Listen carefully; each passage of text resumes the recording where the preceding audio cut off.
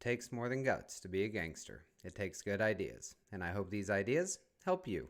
Hey, what's going on, guys? This is your mob boss, GangsterKT, and I am really excited for this video today. This is called The Great Reset Part 2, and I'll explain here what this means, but this is a video that's kind of been in my head for about 2 to 3 months now. The game's been changing a ton and admittedly been struggling to figure out kind of exactly what's going on, but feel like there's a good pulse of that now, and it's a huge change. So I really wanted to talk through that and then let you guys know what I plan to do as far as resource optimization and just min-maxing in general to try and get ahead of some of these changes.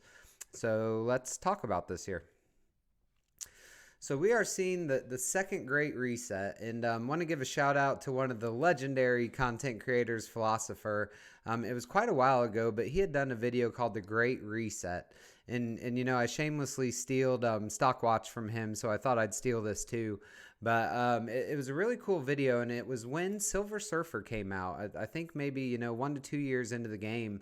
And IW shortly followed, Heroes for Hire, Weapon X, and it was just a huge change in the meta and a huge power leap, as it was called, that really kind of changed the game at the time. So this one right now is definitely a little different. It's not the same power leap as far as characters, although I think that may be coming soon.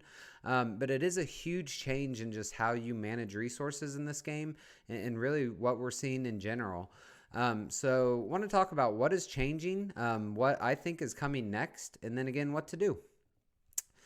So what has changed so much? So that is resource availability. So don't know if you guys are in the same position, but as far as gold, even training mats, not quite as much, but you know, stars on characters, red stars, even dark promotion credits. Like, I just feel rich. I feel like a billionaire in those regards. I mean, right now, compared to how I used to like prioritize and build tunes, I don't have a single character on my roster I'd make a single investment on, like based on what I was doing maybe 6 months ago. But it's just changed so much, and I'm able to bring up so many more characters, and it's a lot of fun.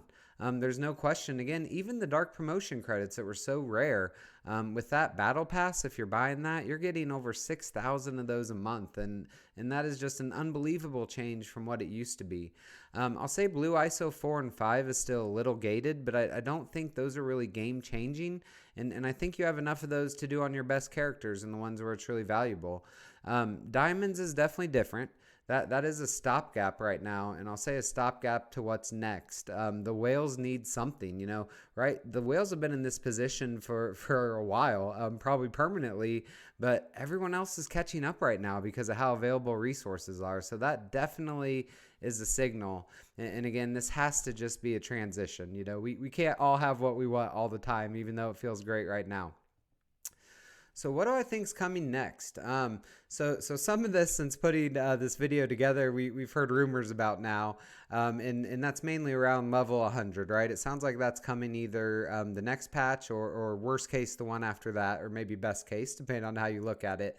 But I think specifically knowing DD7 is coming, gear tier 19 is coming as well. You know, we've all seen the red circles around the characters in the Blitz pictures, and knew that's been there for a while. And what I can say, that dynamic I was just talking about where we're flush with resources is going to instantly change. And instantly is maybe an exaggeration. You know, you don't get to level 100 overnight unless you've really been saving and you spend a lot of money on it. It takes a while to get to 96, 97. But once you hit those new levels, you're going to have numerous tunes you want to bring up to that level right away. And all of a sudden, all this gold we have is not going to be enough again. There's no question. What's different this time though is I never remember prior to like these new level or gear tier increases coming, Scopely leveling the playing field this much before. Again, we're all catching up to the whales right now with how abundant resources are, and that's not how this game's designed to be. So what I'm wondering, if that playing field is more leveled, is Scopely then going to be more aggressive with these next items?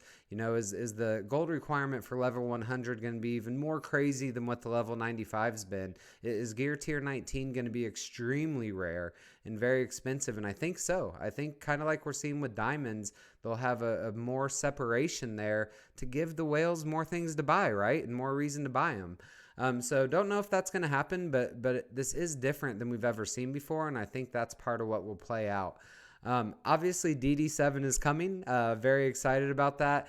And again, that's going to be a huge gold sink. Mainly buying, if you're trying to rush it, buying the Gear 19 pieces in the store and spending all that gold there.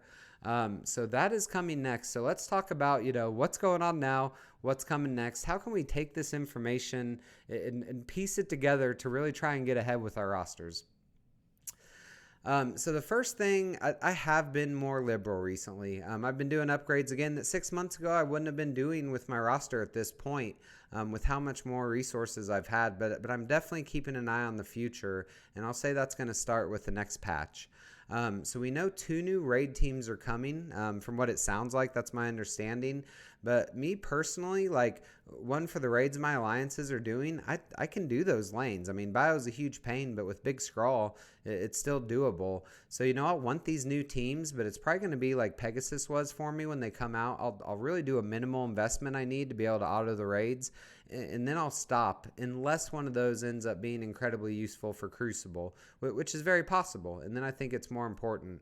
But in general, I'm still going to follow the mob rules. Even though we have a lot more resources, I'm not investing in older characters. Now, the exception there was when I beat DD6 the second time. I did go back in T18, some of the really meta characters like Morgan, like Spider Weaver, like Archangel. I've also more recently done Icarus. I did the new Thor, Infinity War, just kind of for fun, even though I'm not sure how great Nowhere is going to be long term. So I think that is still worth doing, but in general, I'm looking to pivot to saving now. I have the Superior 6, all at level 95, basically all at T18. I think a couple are at 17.5 instead, but that was easy to do with the resources we have. With these raids teams coming out, I'm going to save. I'm going to start saving for level 100. I'm going to start saving for T19. Normally, I have to be really picky on what I want. But right now, again, I have what I want, like for what I'm used to doing. So it's really the scroll effect. Scroll was so important. And right now, there's really kind of a separation with some exceptions, I'm sure, in Crucible. Like those with scroll are getting diamonds every week. Again, maybe some exceptions. I'm sure some people without him are getting diamonds and some people with him aren't. But that's such a differentiator. And so assuming Mephisto will be the same way, and DD7 is going to be the same, I want to rush it. So I'm going to take these new raid teams to where they can auto the nodes, and then I'm going to stop and be saving to be able to buy more supplies when DD7 and T19 comes out.